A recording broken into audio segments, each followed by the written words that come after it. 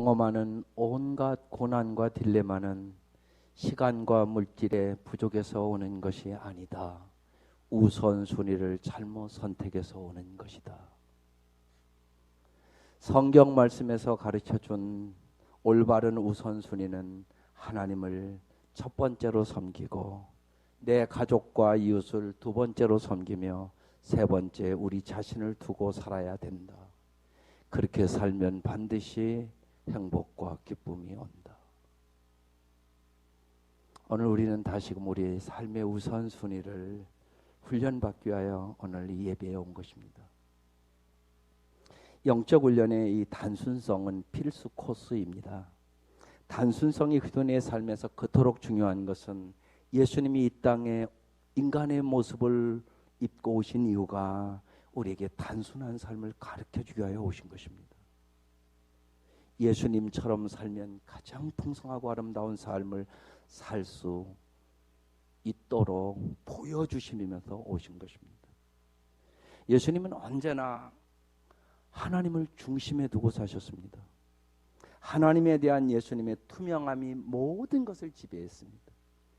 그도를 따르는 자가 된다는 의미는 그래서 이 단순성을 빼면 생각할 수가 없습니다.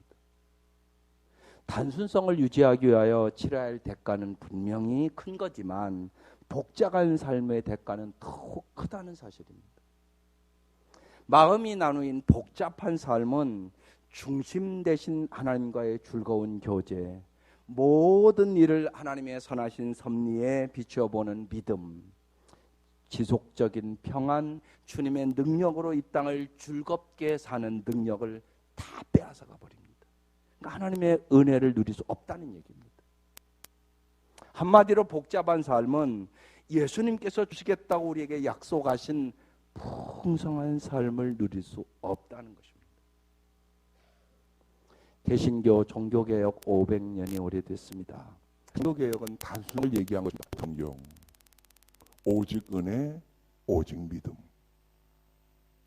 마틴 루터는 이 단순성의 삶을 이렇게 기록해 놓았습니다. 그도인은 자기 안에 살지 않고 그리스도와 이웃 가운데 산다. 그렇지 않으면 그도인이 아니다. 이 단순성을 잘 실천한 그도인이 퀘이커 교도들입니다. 그들은 단순성을 그리스도의 음성을 듣고 순종하는 삶이 단순한 삶이다. 이렇게 정의를 내렸습니다. 그리고 옷차림의 단순성부터 이들은 실현을 했습니다. 그 시대에 성행했던 화려한 거칠이나 패션을 거부하고 그들은 아주 단순한 복장을 다 입었습니다. 또한 언어 생활도 정직함과 순전함으로 단순성을 증거했습니다. 그들은 가난하고 어려운 자들을 차별하는 당시의 가격 조작을 비난하고 대신 모든 물건에 정찰제를 주장했습니다. 사실 이 참 물건에 정찰제를 하면 참 편리하거든요. 그럼 가서 싸울 필요 없잖아요. 뭐 깎을 필요 없잖아요. 이들은 이 시대의 모든 허영과 관습과 유행을 하나님께서 이기게 하시리라고 온전히 굳게 믿고 신앙생활을 했습니다. 오늘 말씀 한 절의 말씀인데 하나님을 가까이 하라. 그러면 너희를 가까이 하시리라. 우리가 하나님께 가까이 가면 하나님께서 반드시 우리에게 가까이 오신다는 뜻입니다. 우리가 해야 될 일은 하나님을 가까이 해야 된다는 얘기죠. 새해를 맞이하면 이들은, 우리의 신앙의 선배들은 하나님을 가까이 하는 한 해가 되기를 소원했습니다. 여러분 벌써 10월이 됐습니다. 여러분 이 한 해를 돌아볼 때 하나님을 가까이 하는 한 해였습니까? 하나님과 좀 가까워지셨습니까? 그냥 작년이랑 올해랑 벌써 10개월이 지났는데 똑같은 삶이십니까? 하나님을 가까이 할 때만 우리는 위로부터 내려오는 하늘의 지혜와 하늘의 능력과 주님이 주시는 그 사랑으로 풍성한 삶을 살아갈 수 있게 되는 것입니다. 내 힘으로 풍성한 삶을 살아갈 수는 없습니다. 그래서 그 다음에 하나님을 가까이 하라. 그리하면 너희를 가까이 하시리라. 그러면서 죄인들아 그렇게 얘기합니다. 여러분 죄인들이 어떻게 풍성한 삶을 살겠습니까? 그러면서 손을 깨끗이 하라 그랬습니다. 움켜쥐으려는 손을 얘기하는 것입니다. 욕심과 욕망과 정욕의 손을 얘기하는 것입니다. 너희의 손을 깨끗이 하라는 것입니다. 우리는 끊임없이 움켜쥐려고 합니다. 조금 더, 조금 더, 조금 더. 그런데 주님은 끊임없이 자꾸 손을 펴라고 말씀하십니다. 주는 자가 복이 있다고 말씀합니다. 나누어 주라고 말씀합니다. 너의 모두에게 하나님께서 받으면 다 나누어 줄 수 있다고 말씀하십니다. 그러면서 두 마음을 품은 자들아. 우리가 어떤 두 마음을 품은 자입니까? 하나님을 믿는다고 그러지만 내 마음속에 세상을 사랑하는 마음이 있단 말입니다. 하나님도 사랑하고 세상도 사랑하고 이 두 마음을 품은 자. 우리가 두 마음을 품은 자들입니다. 그래서 마음을 성결하게 하라 말씀하십니다. 우리는 하나님을 중심으로 살든지 아니면 세상을 중심으로 살든지 그렇게 살아갑니다. 우리는 어떻게 살아갑니까? 하나님을 믿으면서 정말 하나님 중심으로 삽니까? 세상 중심으로 사십니까? 하나님에 대한 절대적인 헌신과 완전한 자기 포기야말로 한 가지의 성결한 마음의 선결 조건인 것입니다. 그래서 두 마음을 품은 자들아 마음을 성경케 하고 하나님에게만 마음을 중심을 고정시키라고 말씀하고 있는 것입니다. 오직 하나님만 의지하는 것이 성결한 마음이고 이 성결한 마음 위에 하나님은 놀라운 은혜를 부어주시는 것입니다. 이것이 기독교 단순성입니다. 그래서 단순한 삶을 살기 위하여 먼저 하나님 중심의 삶을 살아야 되는 것입니다. 모든 쫓기는 실존보다 한없이 풍부하고 깊은 생활 방식, 쫓기지 않는 안정과 평온과 능력의 삶을 살아가는 비결이 하나님 중심의 삶이라는 것입니다. 삶의 정신없는 요구들이 통합되는 곳, 예 못지않게 아니어도 자신 있게 할 수 있는 능력은 하나님 중심의 삶입니다. 우리 특별히 한국 사람들은 아니오를 잘 못합니다. 하나님 중심의 삶을 살지 않으면 어떠한 결정을 내릴 때 늘 기도한다고는 하지만 그 행동으로 남이 나를 어떻게 볼지 여기에 신경을 많이 씁니다. 내가 거절하면 저 사람이 어떻게 생각할까? 그러니까 예와 아니오가 뚜렷하지가 않은 것입니다. 그리고 모호하면 아무런 대답도 안 합니다. 또 이것이 악이라는 사실을 아십니까? 그런데 마태복음 5장 37절에 써 있습니다. 한번 보십시다. 시작. 오직 너희 말은 옳다 옳다 아니라 아니라 하라. 이에서 지나는 것은 악으로부터 나느니라. 내가 예 아니오를 뚜렷하게 할 수 없으면 그건 악한 거라고 얘기하는 것입니다. 하나님 중심적으로 살지 않으면 우리는 예와 아니오를 아주 모호하게 합니다. 어느 목사님이 기도하면서 가족의 이제 여러 가지가 사랑이 더 풍성하지 못함을 깨닫고 금요일 밤은 꼭 가족을 위해 비워둔다 이런 결단을 했습니다. 그런데 그 다음 주에 금요일 유명한 집회에 강사로 올 수 있느냐고 청이 들어왔습니다. 어떻게 해야 할까요? 갈등 생겼습니다. 그때 자기가 금요일 밤에 가족을 위해 비워둔다는 그 결단이 생각나서 안 됩니다. 그렇게 대답을 했습니다. 그러니까 다른 미리 약속이 있는가 보죠. 그래서 아무 대답을 안 하고 가만히 있었습니다. 그래서 그 분이 무슨 다른 약속이 더 중요한 것이 있군요. 그래서 예, 그러고 끊었습니다. 여러분 이것이 하나님 중심의 단순한 삶입니다. 우리는 하나님을 사랑하고 하나님께 순종하지만 하나님은 내 삶의 주변에 머무를 때가 많습니다.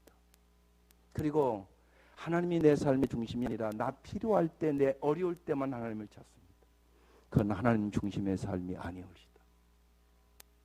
하나님과 기도는 우리에게 극히 중요하지만 분명 중심은 아닐 수 있다는 것입니다. 그러나 하나님은 우리의 삶에 언제나 주인 되시기를 원하시고 우리의 삶의 중심에 계시기를 원하시는 것입니다. 그때만 우리가 풍성한 삶을, 정말 잘 사는 삶을 살아갈 수 있기 때문에 그렇습니다. 주님이 주인이실 때만 우리는 성령의 열매를 맺고 풍성한 삶을 살아갈 수 있습니다. 우리는 모두 다 하나님의 나라와 의를 위하여 부름받은 사람들입니다. 그러므로 무엇을 하든 사람 중심으로 하지 말고 하나님을 해야 하는 것입니다.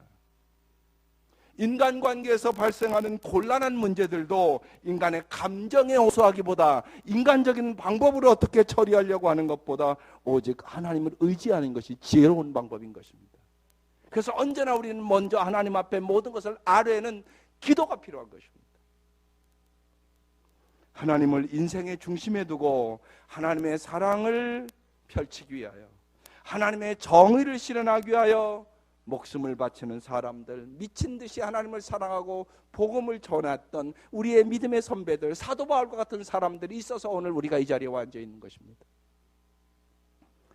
또한 성 프란치스코처럼 하나님의 사랑에 미친 사람들이 있었기 때문에 그가 평생을 평화의 도구로 나를 써달라고 그렇게 기도하는 그 기도가 있었기 때문에 오늘 세상이 조금씩 변하고 아름다워지는 것입니다.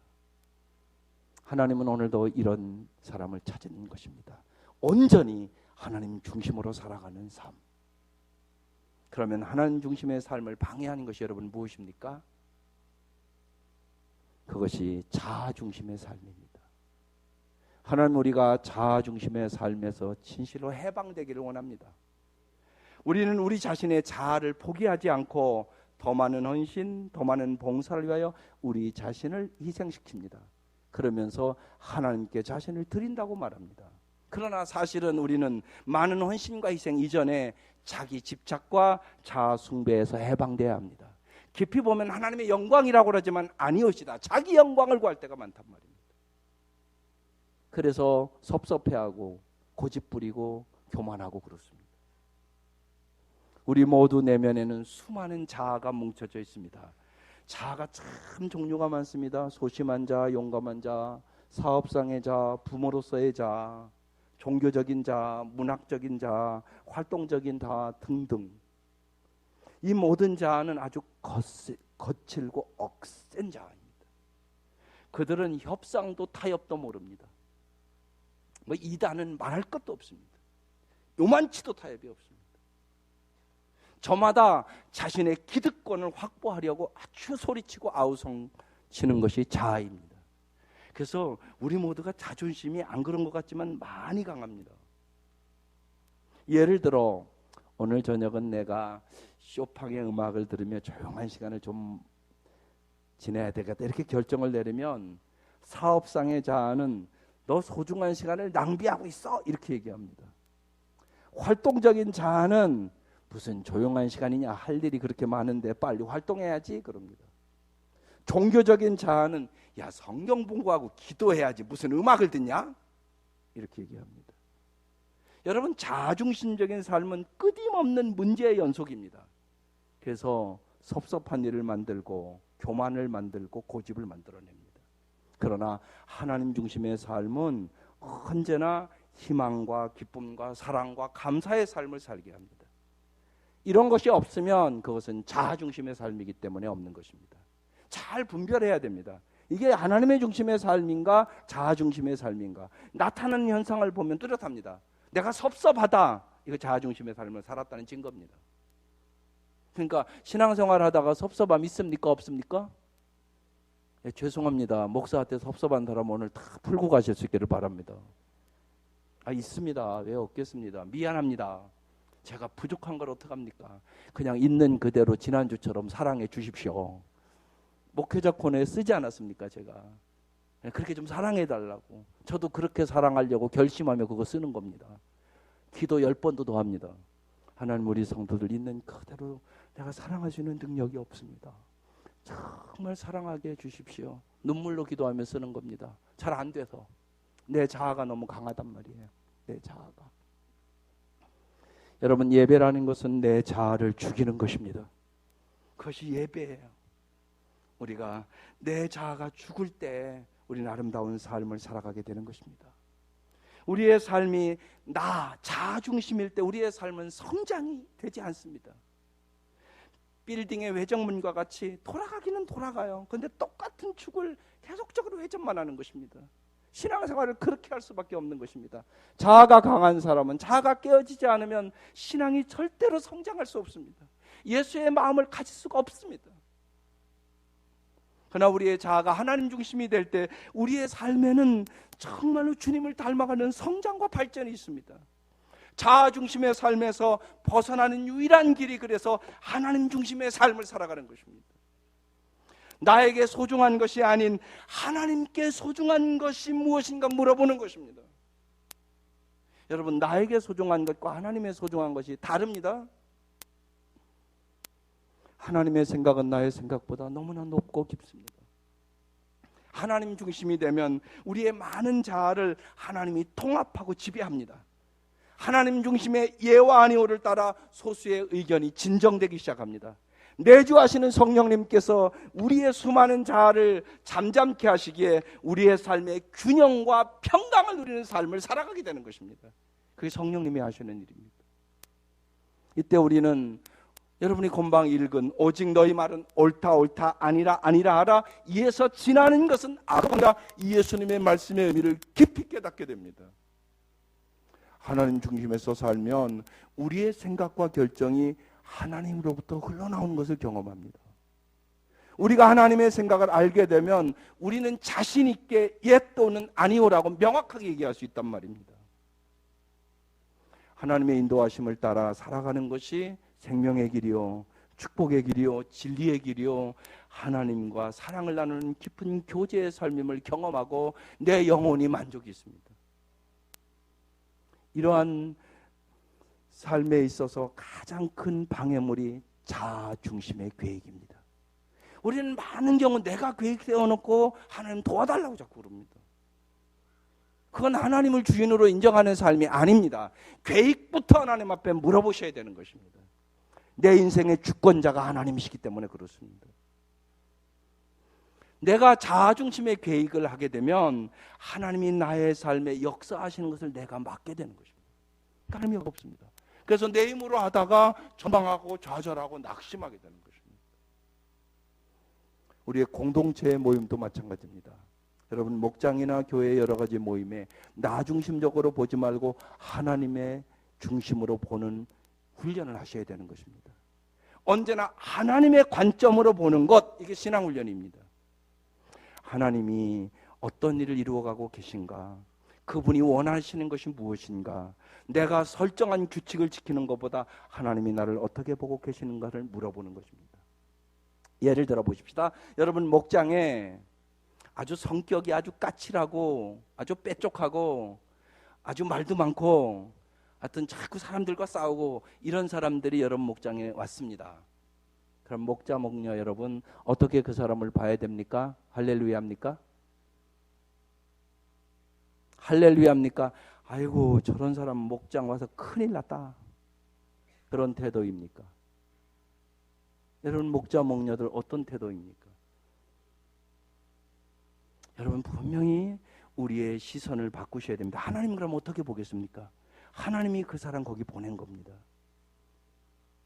하나님은 그 사람을 통하여 우리를 진짜 사랑의 사람으로, 믿음의 사람으로, 소망의 사람으로 우리를 변화시키려고 그 사람을 그 목장에 보내신 것입니다. 그래서 그런 사람이 와도 뭐 해야 됩니까? 하나님의 관점은 뭐고? 기대하셔야 됩니다. 야, 저 사람을 통하여 우리를 더 아름답게 빚어서 우리를 성숙시키려고 하는구나. 저 사람을 통하여 복을 주시려고 하는구나. 또 저 사람을 하나님이 우리를 통하여 우리의 사랑으로 변화시켜서 저 사람과 저 자녀와 저 가정에 놀라운 복을 주시려는구나. 이게 하나님의 눈이십니다. 이게 사람을 보는 기대하는 마음의 눈입니다. 오늘 이 아침도 여러분 하나님이 이렇게 불렀습니다. 우리도 하나님 모시기에 별 수 없는 존재입니다. 죄 많고 의지간히 말도 안 듣고 정말 하나님 말씀보다 언제나 내 유익을 구하고 이게 나 아무것도 아닙니까? 그런데 하나님이 오늘 기대를 가지고 여러분을 부르셨습니다. 여러분을 정말 세상을 넉넉히 이길 수 있는 믿음의 사람으로 빚기 위해서 여러분의 영혼의 눈을 열어주셔서 세상 것에 내가 낙심하고 절망했지만 참다운 영원한 소망의 눈을 열어주기 위해서 성령으로 말미암아 내 마음에 사랑이 다 바닥난 것을 아시고 하나님의 사랑을 부어주시기 위하여 오늘 이 아침 우리를 다시 부르신 것입니다. 그래서 목마른 우리의 인생에 주님께서 새 힘을 주시기 위하여 오신 것입니다. 여러분, 한 주간 동안 다 똑같지는 않지만 어느 가정은 마음 아픈 일이 있었을 것입니다. 그렇죠. 마음 아픈 일, 너무 힘든 일, 슬픈 일, 땅을 치고 울어야 될 이럴 일들이 여러분 우리 성도들 중에 이 한 주간 동안 있었겠습니까? 없었겠습니까? 분명히 있었습니다. 분명히 있었다고요. 그 생각하면 눈물 나는 일이 있단 말입니다. 하나님이 여러분을 위로해 주시겠다고 부르셨습니다. 하나님께서 더 큰 믿음을 주겠다고 부르신 것입니다. 기도해라, 염려하지 마, 내가 다 해줄 주님, 그 음성 들려주시기 위하여 오신 것입니다. 하나님이 우리를 불렀단 말이에요. 그러니까 오늘 정말 주님이 우리에게 복 주시기 위하여 부르신 날인 것입니다. 그래서 언제나 여러분 주의 전에 올 때마다 정말 하나님 앞에 기대하시기를 바랍니다. 하나님은 위대하신 분이십니다. 우리는 하나님이 아닙니다. 하나님은 그러나 전능하신 하나님이십니다. 고난을 유익으로 바꿔주시고 슬픔을 기쁨으로 바꿔주시고 우리의 힘으로 감당할 수 없는 절망스러운 일들이 있지만 주님은 우리에게 오늘 이 아침도 소망을 주시는 것입니다. 자아 중심의 삶이 아니라 정말로 하나님의 중심의 삶을 살아갈 때 주님은 오늘도 그 역사를 우리의 삶에서 이루시는 것입니다. 자아를 이제 생각하는 것보다 우리는 어떤 경우 자꾸 나를 쳐다보고 있습니다. 내 형편을 바라보고 있습니다. 여러분, 언제나 자아를 많이 생각하지 마시고 하나님을 더 많이 생각하고 하나님 중심으로 생각하는 시간들이 더 많아지시기를 바랍니다. 그때 우리는 세상을 넉넉히 이길 수 있는 능력을 얻게 되는 것입니다. 그래서 우리는 하나님의 중심의 삶을 살기 위하여 훈련해 나가야 합니다. 오늘 두 가지 훈련 얘기합니다. 하나는 하나님의 임재 연습을 하셔야 합니다. 자아로부터 자유롭게 되기 위하여 언제나 어디서나 우리와 함께 계신 하나님을 경험해야 되는 것입니다. 주님 분명히 말씀하셨습니다. 세상 끝날까지 내가 너희와 항상 함께 있으리라. 이 말씀을 믿으십니까? 그런데 내가 그걸 못 느낀단 말입니다. 이 느끼는 훈련을 하셔야 된다는 것입니다. 강박관념에서 비롯된 충고보다 그 사람을 주님에 맡기거나 그를 위하여 기도하는 것이 바람직합니다. 그러면 우리는 모든 결정이 하나님의 지시와 지배를 받을 정도로 정말 하나님의 음성을 잘 들을 수 있겠습니까? 네, 성경은 들을 수 있다고 말씀합니다. 프랑크 루벡이라는 사람이 그 사실을 그의 삶으로 증거했습니다. 이미 우리 목자들에게는 프랑크 루벡의 1분 게임이라는 책을 이미 논하드렸습니다. 그 연습을 잘한 사람은 아마 이것을 누리고 있을 것입니다. 그는 1937년 1월 1일 첫날 그의 일기에 이렇게 썼습니다. 하나님, 올해 매 순간을 하나님께 드리기를 원합니다. 깨어있는 매 순간순간마다 하나님 아버지를 의식하려 하겠습니다. 아버지께서 말씀으로 모든 날마를 가르쳐 주시옵소서. 제 행동을 인도받으려 하겠습니다. 아버지의 언어를 배우려 하겠습니다. 그렇게 새해를 시작했습니다. 새해를 결심한 후 3개월이 지난 후 그는 하나님의 임재 연습의 진척사항을 이렇게 기록해 놨습니다. 주님, 참으로 감사합니다. 지속적인 대화의 습관이 날마다 내 삶에 익숙해 가고 있습니다. 모든 생각이 주님과의 대화가 될 수 있음을 진정으로 믿습니다. 하나님의 임재라는 유명한 책을 쓴 노렌스 형제는 그는 주방에서 일했던 사람입니다. 내게 노동시간은 기도시간과 다를 바가 없습니다. 내가 일하는 주방은 시끄럽고 어수선합니다. 여러 사람이 동시에 이것저것 찾느라고 분주합니다. 그 속에서 나는 말할 수 없는 평온한 중에 하나님을 놓치지 않습니다. 무릎 꿇고 성찬을 받을 때와 똑같습니다. 그는 그 주방에서 일을 하면서 하나님의 임재를 경험했다는 것입니다.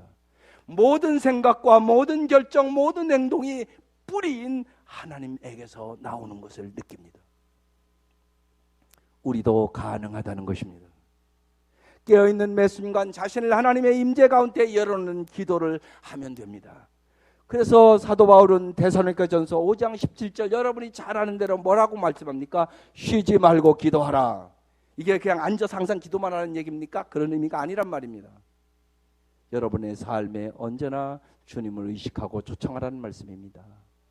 빌립보서 4장 6절 이미 우리가 말씀 나누지 않았습니까? 아무것도 염려하지 말고 모든 일에 기도와 간구로 너희 구할 것을 감사함으로 하나님께 아뢰라.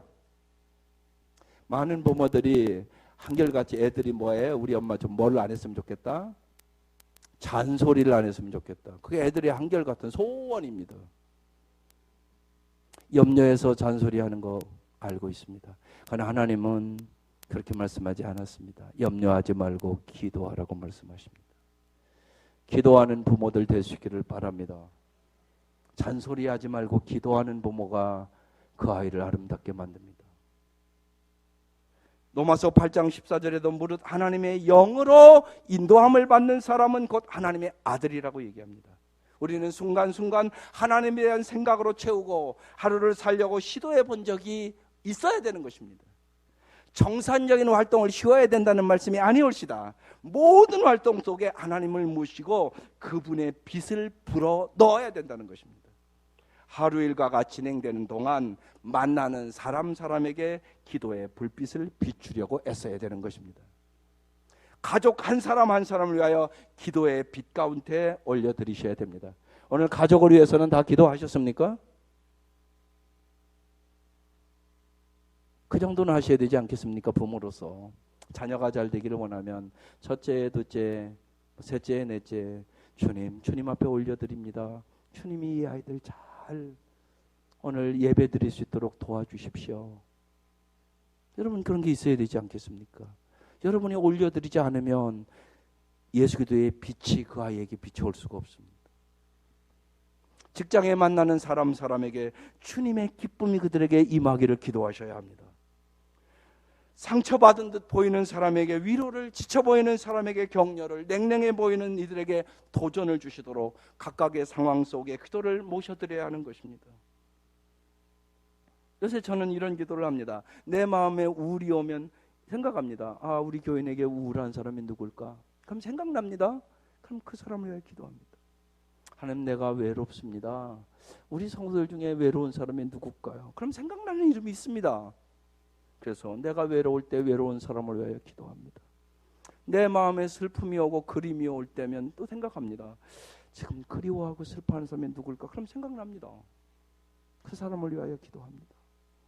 내 마음에 좌절과 절망이 오는 것이 느껴질 때 역시 그러한 가운데 있는 사람이 누군가, 오늘 절망과 좌절에 있는 사람이 누굴까 생각하고 기도합니다. 고통이 올 때 고통 가운데 있는 자를 위하여 기도합니다. 그때 하나님이 나의 중심에 찾아오는 것을 경험하게 되는 것입니다.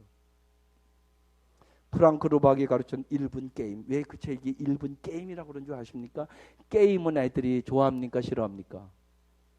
좋아합니다. 그래서 하나님과 게임하는 건 즐겁다는 의미로 1분 게임입니다. 제목이. 예수님을 뗄 수 없는 단짝으로 만들으라는 것입니다. 이렇게 써놨습니다. 주님을 생각하기 위해 적어도 1분에 1초씩 예수의 이름을 불러보십시오.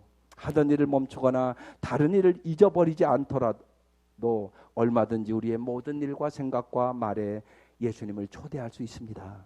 수많은 사람들이 그런 실험을 한 결과 깨어있는 매 시간과 분마다 주님과 동행하는 법을 터득했습니다. 사실 이 습관은 컴퓨터를 배우는 것보다 어렵지 않아서 시간이 지나면 숙달된 사람이 컴퓨터로 편지 한 장을 쓸 때보다 더 적은 노력으로 매 분마다 주님을 생각하는 비율이 점점점 높아짐을 경험하게 될 것입니다. 이 훈련으로 우리는 하나님과 동행하는 자신을 보게 되고, 하나님의 생각이 내 생각이 되고, 하나님의 소원이 내 소원이 되고, 하나님이 소중히 여기는 것을 나도 소중히 여기는 사람으로 변화되는 것을 경험하게 될 것입니다. 이 경험이 오늘 이 아침 우리 속에 있기를 바랍니다. 주님과 동행하는 삶, 그것은 참으로 복된 삶인 것입니다. 또 하나의 훈련은 하나님 중심의 단순한 삶을 살기 위하여 침묵 훈련을 하셔야 합니다. 내가 침묵을 해야 하나님의 음성을 들을 수 있습니다.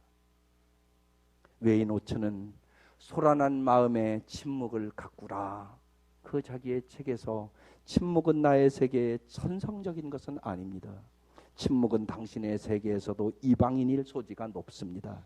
당신과 나처럼 소란한 마음 가운데서 침묵하려면 가꾸는 수밖에 없습니다.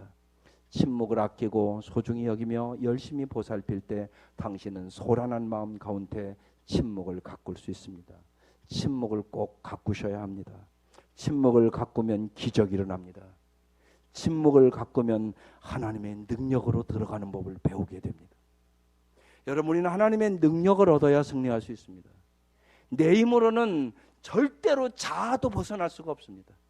우리는 다 자기 자아의 노예로서 살아갑니다. 침묵을 가꿀 구체적인 시간과 공간을 확보하셔야 합니다. 침묵하며 깊이 기도해야 된다는 얘기입니다. 하나님께 말씀드리고 하나님의 음성을 들으며 하나님과 교제하는 시간을 꼭 가지셔야 하나님의 능력을 경험하게 됩니다. 우리는 어지럽고 불안한 마음을 차분히 가라앉히고 우리의 심령에 거하시는 전능하신 하나님을 묵상하는 시간을 가지셔야 하는 것입니다. 여러분, 우리가 햇빛이 오는데 돋보기를 딱 비춰서 초점이 맞으면 그 종이가 탑니다. 마찬가지입니다. 하나님께 초점을 맞추는 시간이 침묵의 시간이에요. 그때 주님의 능력이 우리에게 임하고 주님은 내 시각과는 다른 시각과 다른 관점과 다른 능력을 우리에게 부어주시게 되는 것입니다. 또한 하나님 주신의 단순한 삶을 살기 위하여 우리가 몇 가지 사소한 것지만 잘 기억해야 할 것이 있습니다. 하나님이 주신 삶의 사이클을 잘 맞추셔야 합니다. 먹는 사이클, 잠자는 사이클, 일하는 사이클, 노는 사이클. 하나님 주신 이 사이클이 깨질 때 불행이 초래하는 것입니다. 우리도 예수님처럼 안정한 곳으로 물러가서 하나님의 새 힘을 얻어야 할 때를 아셔야 하는 것입니다. 여러분, 살아가면서 스트레스 받습니까? 안 받습니까? 옛날 서울병원 다닐 때 그 암 치료하러 가면 거기는 암 그 환자들만 쫙 한 20-30명씩 앉아 있습니다. 한결같은 얘기입니다. 스트레스 받았다는 것입니다. 하나님께서 우리의 모든 그 스트레스를 알고 계십니다. 그래서 하나님 앞에 멈추라는 것입니다. 너의 모든 고민과 아픔과 답답함을 맡기라고 얘기하는 것입니다. 우리는 하나님이 아닙니다. 하나님은 전능하신 분이십니다. 하나님이 여러분의 문제를 해결해 주실 수 있음을 믿으시기를 바랍니다. 나에게는 방법이 없지만 하나님은 방법이 있습니다. 그게 성경 얘기 아닙니까? 홍해를 가르십니다. 오병이의 기적을 이루십니다. 죽은 자도 살리십니다. 하나님은 창조주 하나님이시란 말씀입니다. 이 하나님을 내가 믿고 맡길 때 하나님의 놀라운 역사를 우리의 삶 속에서 경험하게 되는 것입니다. 여러분의 사이클을 잘 주님 주시는 사이클로 맞출 수 있기를 바랍니다. 또한 정서적인 역량을 벗어나는 삶을 거부하셔야 합니다. 많은 사람이 위궤양, 편두통, 정신적인 긴장, 기타 갖가지 증상은 우리의 심리적인 지금 과부하가 걸렸다는 얘기입니다. 하나님이 반드시 사인을 준단 말입니다. 늘 뛰는 바쁜 것을 제일로 치는 우리의 문화에서 우리는 자신의 정서적인 한계를 잘 아셔야 합니다. 우리는 자신의 정서적인 한계를 알고 그것을 존중해야 하는 것입니다. 그래야 내가 정서적으로 안정이 돼야 내 자녀와 내 배우자와 내 주위 사람도 사랑할 수 있는 능력이 있게 되는 겁니다. 여러분 자신이 정서적으로 과부하가 걸리면 나 자신도 사랑할 수가 없습니다. 내가 스트레스를 많이 받고 내 정서가 혼란스러우면 내가 분별력을 잊어버리게 됩니다. 그래서 내 가족들도 다 힘들게 만듭니다. 그래서 여러분의 삶의 우선순위를 잘 정해야 됩니다. 1위 절대 필수적인 것, 2순위 중요하지만 필수적인 것이 아닌 것, 3순위 유익하지만 꼭 없어도 되는 것, 4순위 있어도 되고 없어도 되는 사소한 것. 이 우선순위를 여러분 잘 정하셔야 합니다. 그렇지 않으면 누구나 우리는 정서적인 과부하가 걸리게 됩니다. 깊이 여러분 생각해보고 우리의 정서적인 한계를 잘 알고 너무나 힘들고 어려우면 주님 앞에 토하는 기도를 함으로 영육간에 건강할 수 있기를 주의 이름으로 축원합니다. 마지막 한 가지는 합의한 규칙에 헌신하셔야 됩니다. 예를 들면 여러분 결혼 서약을 하잖아요. 다 가난하거나 부하거나 병들거나 어떠한 형편에 있든지 당신을 사랑하겠습니다. 이런 서약을 하잖아요. 그러니까 결혼은 죽는 날까지 서로 사랑하고 아껴준다는 서약이고 결단인 것입니다. 이걸 지켜야 한다는 것입니다. 이혼을 들먹이거나 여러분 잊지 마십시오. 오늘 여기에 있는 분들은 이제 입술로 이혼이란 얘기를 하면 안 됩니다. 이혼을 들먹인다거나 더 나은 대안이 무엇인가 궁리하지 말기를 바랍니다. 그것은 서약을 내가 깨트리는 것이기 때문에 거기에 하나님의 역사는 없습니다. 모든 덕목 중 단순성이 가장 매력적인 것은 영적, 정신적, 정서적, 심리적, 경제적 이 모든 것에 내적인 통합을 주기 때문에 그런 겁니다. 그래서 프랑소와 페네롱이 유명한 말을 했습니다. 오, 단순성은 얼마나 다정한 것인가. 누가 내게 그것을 줄 것인가. 나는 그것을 위하여 모든 것을 버립니다. 단순성이야말로 복음의 진주입니다. 그는 그렇게 외쳤습니다. 기독교는 그동안 존재했던 어떤 종교보다 본질적으로 가장 단순성을 강조합니다. 하나님은 사랑이시라. 사랑하는 자마다 하나님에게서 낳고 하나님을 안다고 말씀합니다. 오직 주님을 계속 따르고 계속 기도하고 계속 사랑하십시오. 우리가 매일 이 세 가지를 지속적으로 행하면 하나님의 임재를 여러분의 삶에서 날마다 경험하고 행복해질 것입니다. 하나님 중심의 단순한 삶을 사는 축복을 진실로 경험하시기를 바랍니다. 그 삶을 살기 위하여 우리가 고백해야 될 것이 있습니다. 그 고백문을 한번 같이 고백해 보려고 합니다. 시작.